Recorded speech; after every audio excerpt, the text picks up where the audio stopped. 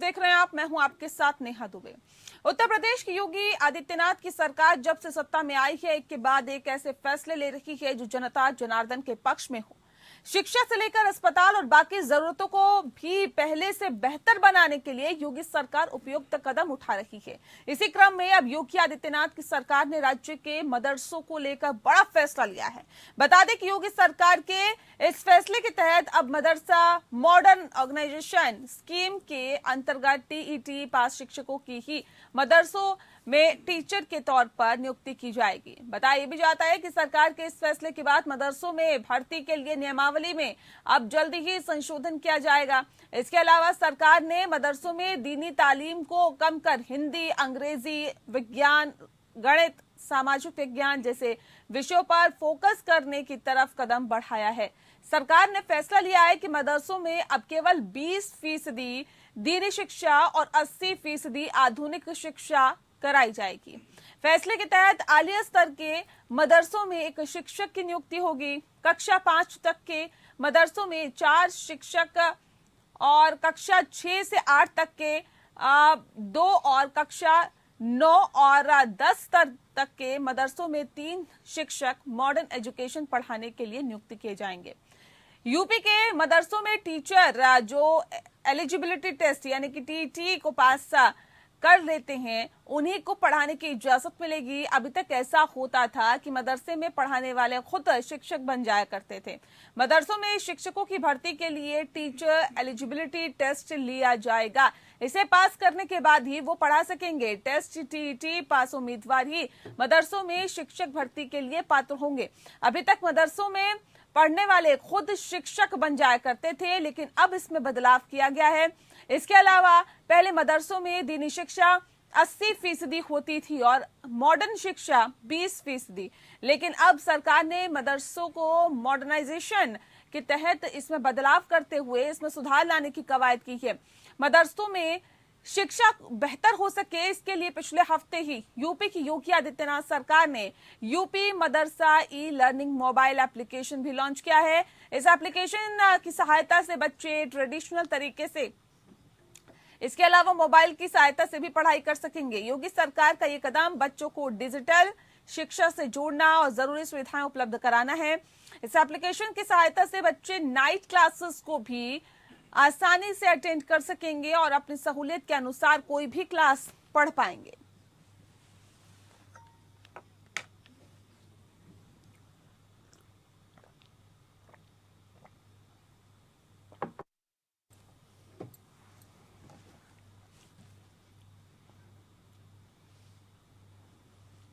और चलिए इस विषय पे आज हम तफसील से चर्चा करेंगे। खास मेहमान हमारे साथ मौजूद है, उनसे आपका परिचय इस वक्त करवा देते हैं। फिलहाल हमारे साथ आलोक वत्स जी जुड़ गए हैं, भारतीय जनता पार्टी के नेता हैं। बहुत स्वागत है आलोक जी आपका। हमारे साथ इस वक्त भुवन जोशी भास्कर जी जुड़ गए हैं, जो कि सपा के नेता है। बहुत स्वागत है आपका। मौलाना कौमी मुस्लिम स्कॉलर हमारे साथ जुड़ गए हैं। बहुत स्वागत है मौलाना साहब आपका भी। मौलाना साहब, इस खास कार्यक्रम की शुरुआत आपके साथ ही करते हैं। किस तरह से देखते हैं योगी सरकार ने जो ये फैसला लिया इसे?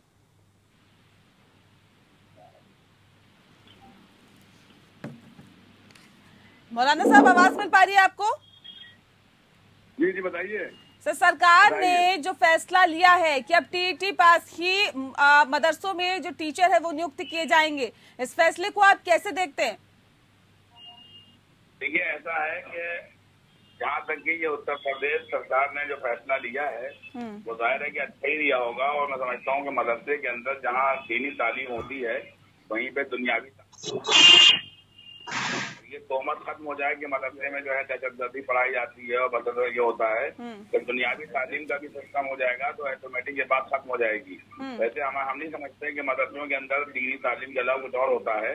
अगर दुनियावी तालीम और एजुकेशन दी जाए तो मैं समझता हूँ बहुत अच्छा है। और इस कदम की हम जो है तारीफ करते हैं कि अगर योगी जी ने ये काम किया है उत्तर प्रदेश के अंदर, तो मैं समझता हूँ बहुत अच्छा है और सबको मानना चाहिए। खासतौर हमारे जो मुसलमान बिरादर भाई हैं पूरे नहीं, पहले जो होता था मौलाना साहब 80% दीनी शिक्षा दी जाती थी, लेकिन अब 20% कर दिया गया है और 80% मॉडर्न शिक्षा दी जाएगी।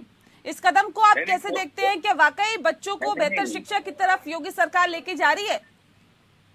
नहीं, मैं समझता हूँ कि बहुत अच्छी बात है। हाँ। देखिए, दीनी तालीम जो है इतनी होना चाहिए, जैसे कुरान पढ़ा दिया जाए, जैसे कि मान लीजिए कि नमाज रोजे के बारे में बताया जाए, यही काफी है हमारे मुसलमानों के लिए। इससे ज्यादा शिक्षा की जरूरत नहीं है मदरसों के अंदर। मदरसों में अगर यही मदरसे स्कूल बन जाए, कॉलेज बन जाए, तो हमारे मुसलमानों को तरक्की मिलेगी, अच्छी एजुकेशन हासिल कर सकेंगे, गरीब बच्चे पढ़ सकेंगे। इन मदरसों को अगर पर्पज से इस्तेमाल किया जाए तो मैं समझता हूँ बहुत अच्छा काम है ये। और इस तरह से क्या है कि इस तरह से क्या तालीम आगे बढ़ेगी, लोग पढ़ लिख जाएंगे। मुसलमान बच्चे मदरसों से पढ़ने के बाद बच्चे कुछ कर नहीं पाते हैं। अगर योगी जी ने ये काम कर रहे हैं, बहुत अच्छा काम है, बहुत अच्छा कदम है। ठीक है सर, बने रहिए हमारे साथ। जोशी जी, किस तरह से इसे देखते हैं? अभी मौलाना साहब कह रहे, देखिए मदरसों में पढ़ने के बाद बच्चे कुछ कर नहीं पाते हैं, लेकिन जिस तरह से योगी सरकार ने कदम उठाया है, ये जो फैसला लिया है कि अब महज 20% ही दीनी शिक्षा दी जाएगी, बाकी 80% जो है वो मॉडर्न शिक्षा दी जाएगी, इस फैसले को आप कैसे देखते हैं?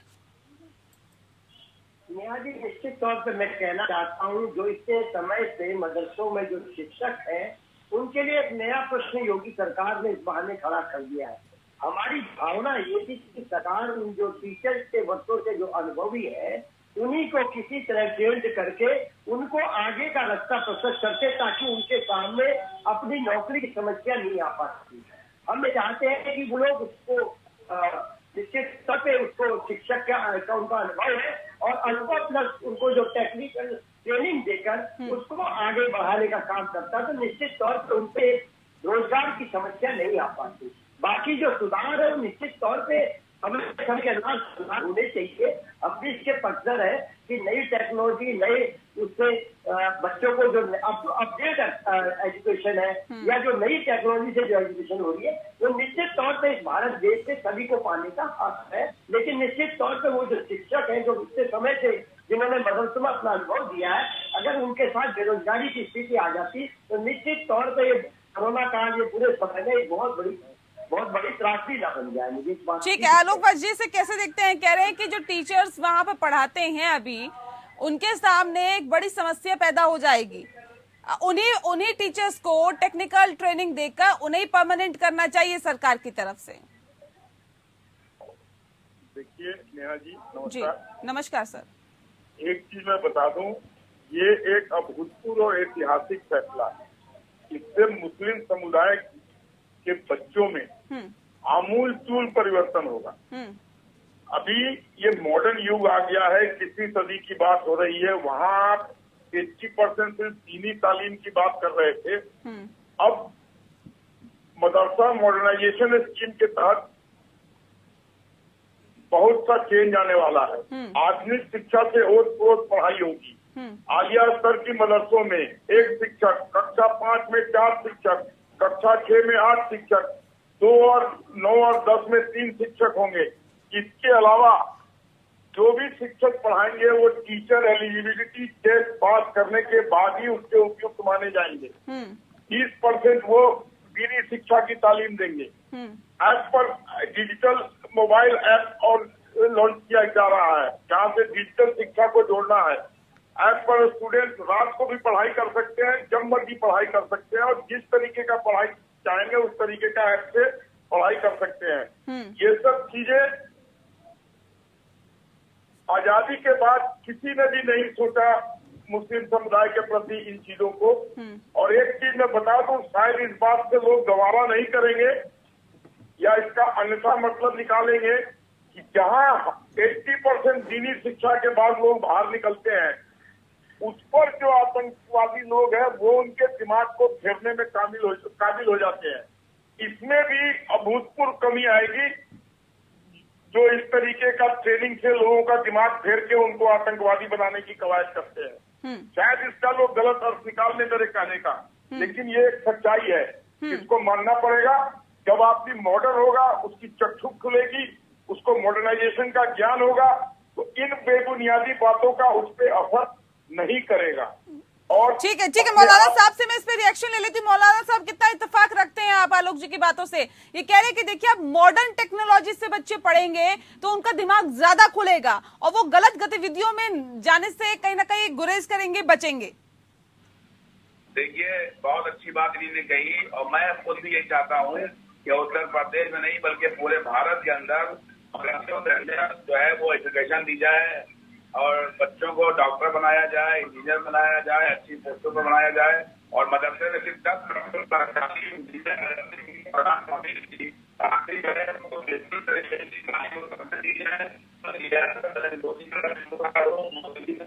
मौलाना साहब, आपकी आवाज हम तक ठीक से नहीं पहुंच पा रही। एक बार फिर से आपसे कनेक्ट करने की हम कोशिश करते हैं, उससे पहले भास्कर जी का रुख कर लेते हैं।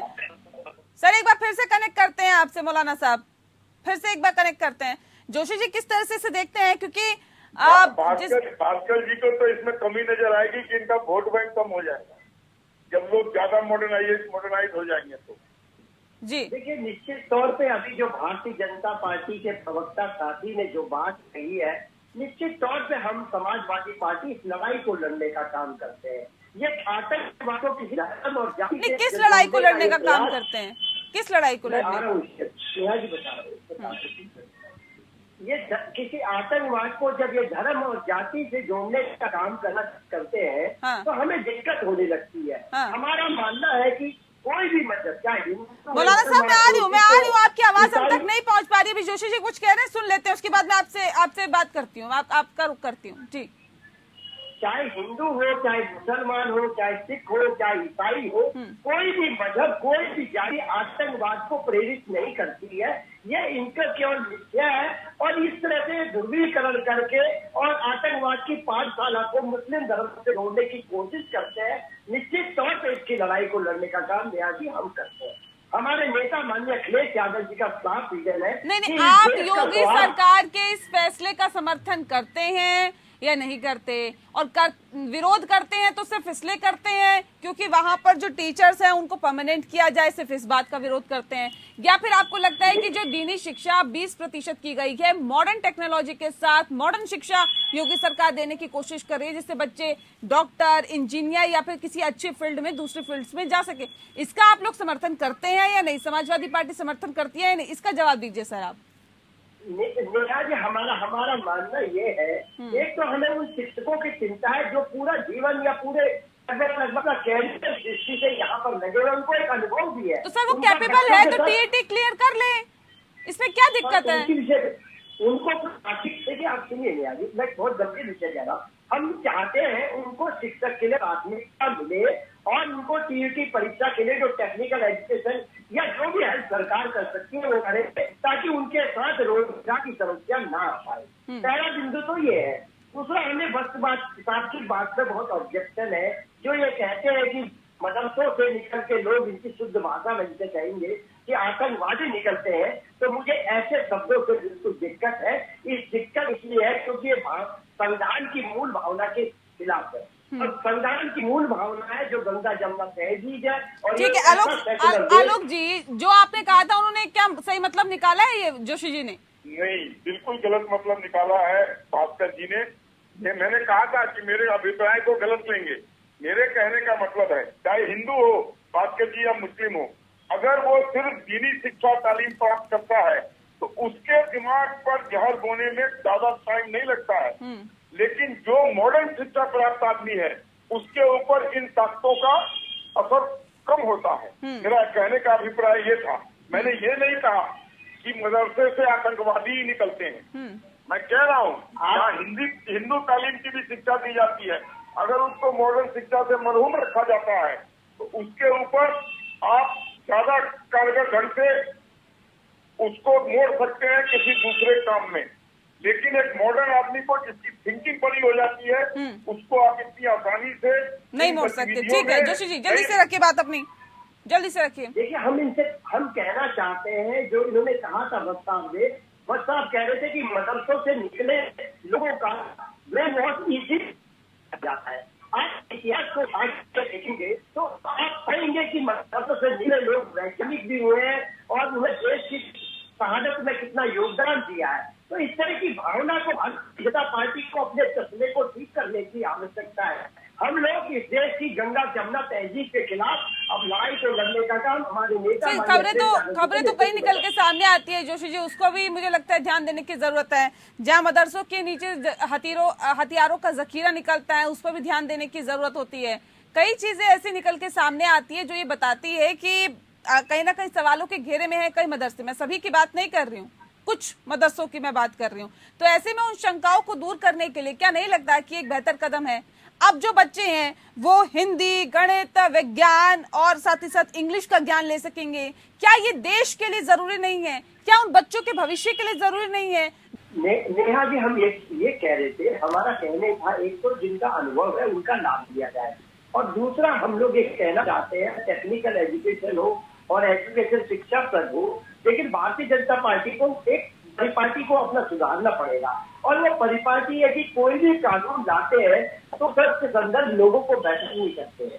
पहले जिस देश में एक परिपाटी होती थी कि अगर जो कानून आता था उन लोगों से भी बातचीत करके एक और कानून बनाया जाता था जो निर्विरोध बनाता था। लेकिन निश्चित तौर से भारतीय जनता पार्टी जब से सरकार आई है एक संहिता की करार है, इन्होंने जो शुरुआत में देश खत्म करने का काम करा। निश्चित तौर पे यही दिक्कत विषय है।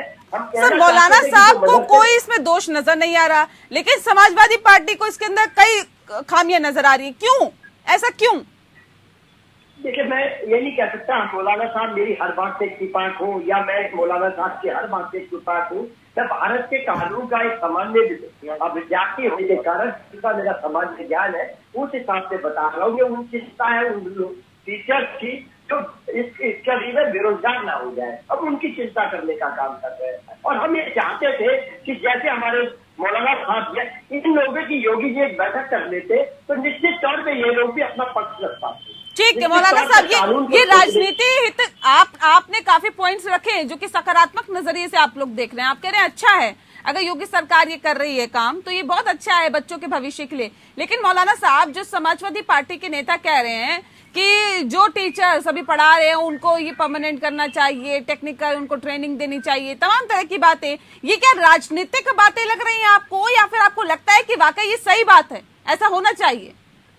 देखिए, ऐसा है कि जो भी टीचर होता है वो जाहिल नहीं होता है। वो MA, BA, BSc, BCom और या मदरसे की तालीम किए हुए होता है। कोई जाहिल टीचर को मदरसों में नहीं रखा जाता है। वो अंग्रेजी भी जानते हैं, वो हिंदी भी जानते हैं, वो तमाम चीजें जानते हैं। पहली बात तो ये है कि अगर यहाँ पर दुनियावी तालीम बच्चों को, हमारे कौम को दी जाएगी, मुसलमानों को पूरे हिंदुस्तान में, तो बच्चे पढ़ लिख के IAS, PCS, डॉक्टर, इंजीनियर बनेंगे, मुल्क की भी तरक्की होगी, उनके खानदान की भी तरक्की होगी। मौलवी बन के कुछ भी नहीं कर पाएंगे। 2000, 5000 रुपए में गुलामी करते हैं, मस्जिदों के अंदर भूखे मरते हैं बच्चे, उनके खानदान के लोग, उनके बच्चे भविष्य खराब हो जाता है। अगर भविष्य को सही करने के लिए बेहतर यही है कि इन मदरसों के अंदर दुनियावी तालीम जैसे कॉलेजों में होती है, स्कूलों में होती है, वैसे ही दी जाए, और थोड़ी देर के लिए वहाँ पर 1 घंटे के लिए दीनी तालीम दी जाए, तो मैं समझता हूँ बहुत अच्छा है। क्योंकि कोई बच्चा ये नहीं चाहता है कि मुकम्मल मौलवी बन जाए, उसकी मजबूरी मदरसों में रह जाती है, घर में खाने को नहीं होता है, लोग परेशान होते हैं। नहीं मौलाना साहब, आपने कहा कि देखिए जो भी टीचर्स वहाँ पर होते हैं वो जाहिर तौर पे शिक्षित होते हैं, लेकिन क्या उनको उसी तरीके से TET का एग्जाम देकर क्या उसे क्लियर करने की जरूरत नहीं है? उसके बाद तो रखा ही जाएगा उन्हें पढ़ाने के लिए। नहीं, उसके लिए ऐसा है कि कोई टीचर का इंतजाम और कर दिया जाए। मान लीजिए अगर किसी मदरसे में 25 टीचर हैं तो उसके अंदर 10 टीचर जो है ऐसे हों जो MA, BA, BSc, BCom वगैरह किए हुए हों, जो बच्चों को पढ़ा सकें साथ में। कोई परेशानी की बात नहीं है, वो भी पढ़ाते रहें, ये भी पढ़ाते रहें, और उसके बाद में उन बच्चों को, उन टीचरों को ट्रेनिंग दी जाए, कंप्यूटर सिखाया जाए, उनके अंदर बच्चों को कंप्यूटर सिखाएं, अंग्रेजी बोलना सिखाएं। मैं दुनिया में जाया करता हूँ, आप देखें जो दुनिया में हिंदुस्तान के लोग जाते हैं कितनी प्रॉब्लम होती है। गल्फ कंट्री में, यूरोप कंट्री में, अमेरिका वगैरह में अंग्रेजी बोलना नहीं जानते हैं, अंग्रेजी पढ़ना नहीं जानते हैं, अरबी नहीं जानते हैं, फारसी नहीं जानते हैं, कोई जबान नहीं जानते हैं। इस तरह से वो लोग काम चलाते हैं। जो यहाँ के इंडिया के लोग बाहर जाते हैं, मॉलों के अंदर छोटी छोटी नौकरियां करते हैं। अगर यही पढ़े लिखे बच्चे जाएं तो उनको 2-2, 3-3 लाख रुपए महीना वहाँ पे उनको सर्विसें मिलेंगी, जॉब मिलेगी। और जो अल्हम्दुलिल्लाह पढ़ लिख के जाते हैं इंडिया के बच्चे बाहर मुल्कों में, तो वो लाखों रुपए। फिर तो इसे सकारात्मक नजरिए से ही देखा जाना चाहिए ना। अब हिंदी भी पढ़ सकेंगे, गणित का भी ज्ञान हो सकेगा, विज्ञान भी सीख सकेंगे, इंग्लिश भी सीख सकेंगे। आज मैंने ईरान में 10 साल पढ़ाई की, ईरान में जाके आज मैं इंडिया के अंदर अगर हमने खुद मेहनत न की होती तो हम दुनिया में न जा पाते। मदरसों की पढ़ाई से हम तरक्की नहीं कर पाएंगे। मदरसों की पढ़ाई से सिर्फ मौलवी बन जाएंगे, मस्जिद के बेशुमार बन सकते हैं। ये तालीम हमारे लिए, हमारे घर के लिए, हमारे परिवार को नहीं चला सकती है। अगर हम दुनियावी तालीम हासिल करेंगे, डॉक्टर बनेंगे, ठीक है जोशी साहब, कैसे देखते हैं? कह रहे हैं कि मदरसों की तालीम से हम तरक्की नहीं कर सकते। अब ऐसे में तो उन तमाम मदरसों पर भी सवाल खड़े हो रहे हैं जो कि बेकार चल रहे हैं। इसे तो यही कहा जा सकता है, इससे बढ़िया तो स्कूल में शिक्षा ली जाए। सही बात है ये बुनियादी तालीम हमारे मुल्क के अंदर हमारे मुसलमान बच्चे जो मदरसों में पढ़ के कुछ भी नहीं कर पाते हैं। सच बता रहे हैं, मोदी जी अगर ये कर रहे हैं, योगी जी कर रहे हैं तो सबको सराहना चाहिए, सबका इनको एहतराम करना चाहिए। ठीक है जोशी जी कुछ कह रहे, सुन लेते हैं। ठीक है सर, मौलाना जी ठीक है, ठीक है जोशी जी। देखिए नेहा जी, हमारी जो चिंता थी, अगर आप भी कहीं कर्मचारी हैं और कोई नया टेक्निक आ जाती है, हम ये कहते हैं कि नेहा जी को चलिए बाकी तो कोई दिक्कत नहीं है ना आप लोगों को। अगर आप ये कहते हैं कि टीचर्स को परमानेंट कर दे, उसके अलावा तो कोई दिक्कत नहीं है ना। अगर मदरसों को स्कूल में कन्वर्ट कर दिया जाए, टेक्निकली करते उन्हीं लोगों के रोजगार न चले जाए। हमारी उनके रोजगार से भी हमारी भावना जुड़ी हुई, बस रोजगार से ही भावना जुड़ी हुई है ना सर। इससे तो भावना नहीं जुड़ी हुई कि 80% की जगह 20% ही दीनी शिक्षा दी जाएगी, इससे तो भावना ही नहीं जुड़ी हुई। हमारी भावना ये है कि जो उनकी आजीविका है उस पर दिक्कत ना है। हमारी आजीविका से दिक्कत है। आजीविका के अलावा सर मैं ये पूछ रही हूँ कि जो 80% की जगह 20% दीनी शिक्षा दी जाएगी, बाकी सब्जेक्ट्स पे ज्यादा फोकस किया जाएगा, उससे तो भावना नहीं जुड़ी हुई। हमें कोई दिक्कत है। हम तो इतना चाहते हैं केवल मदरसों के जो लोग हैं उनसे भी एक बार योगी जी बैठ के चर्चा करने से ये इस प्रदेश के हित में होता है। समाजवादी पार्टी का क्या स्टैंड, आप क्लियर ही नहीं कर पा रहे हैं जोशी जी। मैंने फिर बोला ना, हमें तो वहाँ के अभिभावकों की चिंता है, ये मदरसों का सरकार से इसका मामला है। हमने तो वहाँ के जो समाजवादी पार्टी का क्या स्टैंड है, इसका समर्थन करती है या इसका विरोध करती है? हम इसके अमेंडमेंट के साथ इसका समर्थन करेंगे। इसमें चाहेंगे कि सुधार हो और हम चाहेंगे कि मदरसे के लोगों से एक बैठक हो जाए इस बिल को लाने से पहले। ठीक है आलोक जी, जल्दी से अपनी बात रखिए। देखिए, मैं मुस्लिम स्कॉलर को सल्यूट करता हूँ। पहली बार मैंने किसी अल्पसंख्यक वर्ग के आदमी को इतनी बेबाकी से अपने कौम के प्रति इतना जागरूक देखा है। इन्होंने जितनी बातें कही है मैं 100% इनकी बातों से सहमत हूँ। और जोशी जी को लगता है हर चीज में अरे कौन निकाल रहा है जो वहाँ शिक्षा दे रहा है, कहीं निकालने की बात आई है। नए लोग उसमें और आएंगे जो उसको मॉडर्नाइज शिक्षा देंगे। कितने डॉक्टर और कितने इंजीनियर और कितने साइंटिस्ट पैदा कर रहे हैं ये मतलब आज तक कोई लिस्ट है आपके पास? जब तक मॉडर्न एजुकेशन में नहीं आएगा वो यही मॉलों में काम करेगा, साइकिल पे या छोटी मोटी रोजगार करके जिस तरीके से अभी वो अपनी जी रहा है। और अगर मौलाना बन जाएगा और उसको 2-4 रुपये हो जाएंगे तो उसको तो मुश्किल है अपने परिवार चलाना। इसलिए जो ये हुआ है यहाँ जी, ये अभूतपूर्व ऐतिहासिक फैसला मुस्लिम बिल्कुल ऐतिहासिक फैसला, लेकिन इससे किस तरह के बदलाव होंगे इस पर सभी की निगाहें हैं। बहुत शुक्रिया आप सभी मेहमानों का हमारे साथ इस खास चर्चा में शामिल होने के लिए। तो सरकार के इस फैसले के बाद मदरसों में भर्ती के लिए नियमावली में अब जल्द ही संशोधन किया जाएगा। इसी के साथ पक्ष विपक्ष में इतना ही। मुझे दीजिए इजाजत, नमस्कार।